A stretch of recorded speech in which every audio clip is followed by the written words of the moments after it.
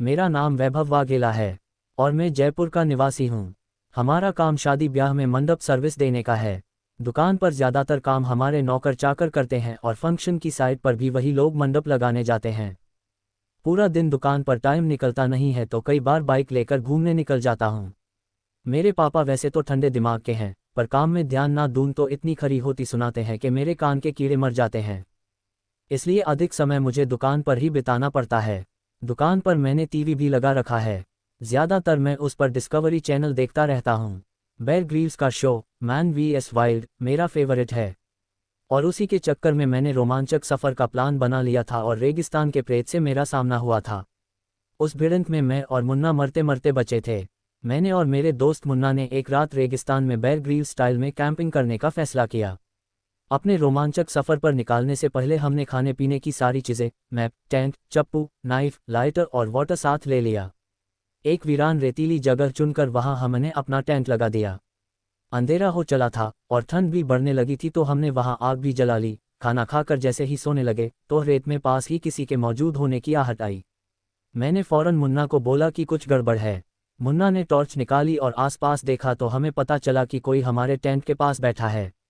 उसकी पीठ हमारी ओर थी और वह शायद सिगार पी रहा था, चूंकि धुआं निकल रहा था।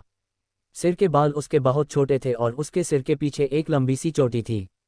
हमें हैरत हुई कि ऐसी वीरान जगह पर यह आदमी क्या कर रहा होगा।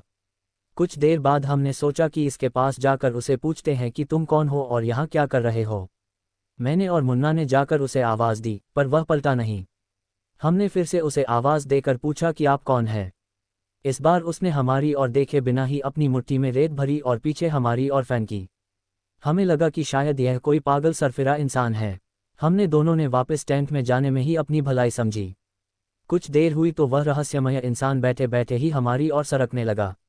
अब भी उसकी पीठ ही हमें दिख रही थी। छोटे बच्चों की तरह घीसट घीसट कर वह हमारे टेंट के 10 फीट की दूरी पर आ गया। अब हमें डर भी लग रहा था और गुस्सा भी आ रहा था। मुन्ना ने उसे फौरन ललकारा कि यहाँ से सीधी तरह से जाता है कि मार खा कर ही जाएगा। हमारे पास हथियार भी है, कुछ गड़बड़ की तो जान से जाएगा। मुन्ना की धमकी सुनकर वह आदमी धीमी आवाज़ में हंसने लगा। अब तो मेरा भी सब जवाब दे गया था। मैंने मुन्ना से कहा कि तू इसको दाएं से घेर और मैं बाएं से घेरता हूँ। साले को घसीट घसीट कर मारेंगे, रेत उड़ाता है ना, आज इसकी हेकड़ी निकाल देते हैं। जैसे ही हम उसकी दोनों ओर से उसके मुंह की तरफ गए, हमारे होश उड़ गए। हमने देखा कि उसकी आंखें ही नहीं थी, वहाँ काले गड्ढे थे और उसके हाथ में कोई सिगार नहीं थी। उसकी आंखों की जगह मौजूद गड्ढों से धुआं निकाल रहा था। मैं और मुन्ना तो पगला गए। हम वहां से भाग कर जाते भी तो कहाँ जाते, घनघोर अंधेरा था। हम दौड़कर टेंट में घुस गए और एक दूसरे को पकड़ लिया। अचानक वह चोटी वाला प्रेत खड़ा हो गया और हमारी ओर मुड़ा। हमें तो लगा कि आज जान से जाएंगे। मेरे तो रोंगटे खड़े हो गए थे और मुन्ना तो उसकी ओर देख भी नहीं रहा था। टेंट के सामने आग के परे वह बिना आंखों वाला खतरनाक प्रेत रुक गया और कुछ इशारा करने लगा, शायद उसे कुछ चाहिए था। मैंने गौर किया तो मुझे समझ आया कि उसे टेंट में पड़ी चादर चाहिए थी। मैंने फौरन उसकी और चादर और तकिया दोनों फेंक दिया। उसने फटाक से चादर ओढ़ ली और तकिया वापस मेरी ओर फेंक दिया। कुछ देर वह हमारे आसपास ही घूमता रहा और फिर न जाने क्या हुआ कि वह दौड़ता हुआ अंधेरे में गुम हो गया। हम दोनों दोस्त मौत के खौफ से पूरी रात जागते रहे और डर के मारे कैपते रहे। फिर सुबह हम घर लौट आए। उस दिन के बाद माँ कसम डिस्कवरी चैनल देखना छोड़ दिया है। हमें पता नहीं कि वह प्रेत क्यों हमारी चादर मांग गया, उसकी आंखें क्यों नहीं थी और उसने हमें जिंदा क्यों छोड़ दिया।